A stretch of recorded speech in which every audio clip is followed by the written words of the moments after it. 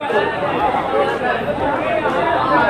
का घर है ना, घर में कोढ़ा के बाद रुपौली, रुपौली के बाद कस्बा, उसके पहले बनमनखी और आज पूर्णिया और धमधा, और इतनी बड़ी तादाद में बुजुर्गों का आशीर्वाद देने आना, और उसके बाद जो हमारे उम्र हमारे उनके उन सबका स्नेह और प्यार, अब इसके बाद क्या बचता है किसी के लिए? मुझे कोई मंदिर मस्जिद नहीं चाहिए, गुरुद्वारा चर्च नहीं चाहिए। मेरा मंदिर मस्जिद गुरुद्वारा चर्च पूर्णिया की धरती, पूर्णिया का आंगन, पूर्णिया के इंसान से पहले कुछ नहीं।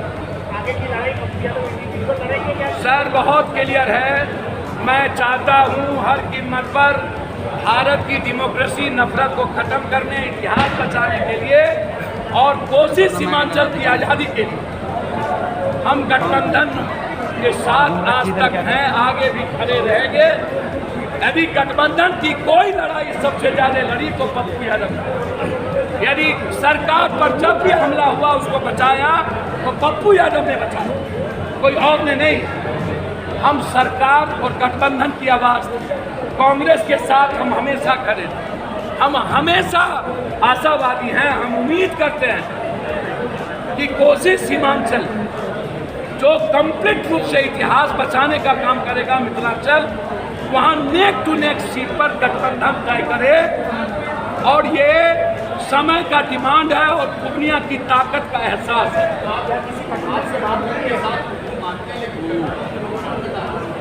सर सवाल उठता है कि अभी देर नहीं ना हो गई, खत्म नहीं ना हो गया कुछ भी, अभी लगातार चल रहा है, और लगातार हम जब लगे हुए हैं।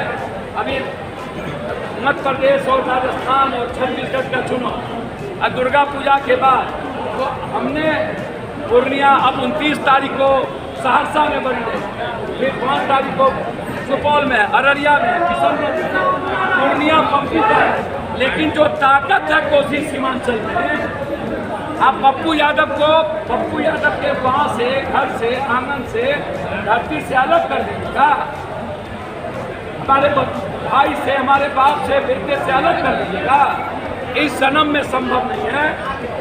गठबंधन के साथ हम रहना चाहते हैं और हम उम्मीद करते हैं भारत के इतिहास और डेमोक्रेसी को जिंदा रखने के लिए हम मिलकर चुनाव लड़ें। 2025 का चुनाव नहीं है जब राहुल गांधी जी अरविंद केजरीवाल को स्वीकार कर सकता है। आज जिस तरीके से संजय सिंह की गिरफ्तारी, जिस तरीके से ममता पर हमला, जिस तरीके से लगातार लालू यादव पर हमला, जिस तरीके से सिर्फ हिंदुस्तान में 5 किलो अनाज और हिंदू मुसलमान, ये जो हालात है, इस हालात में कोई एक आवाज़ है तो वो पप्पू यादव है। जब मैं खड़ा हूँ तो फिर पप्पू यादव गठबंधन से अलग कैसे है?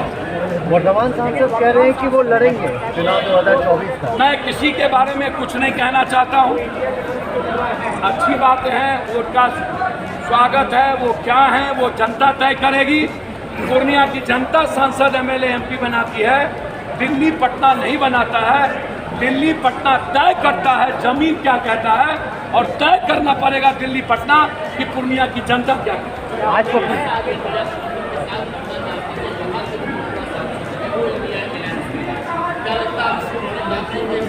सर ये जनता से पूछिए, मैं नहीं कह सकता। जनता ने उन्हें किन्हीं को 10 साल दिया, किन्हीं को खुद को भी 10 साल दिया।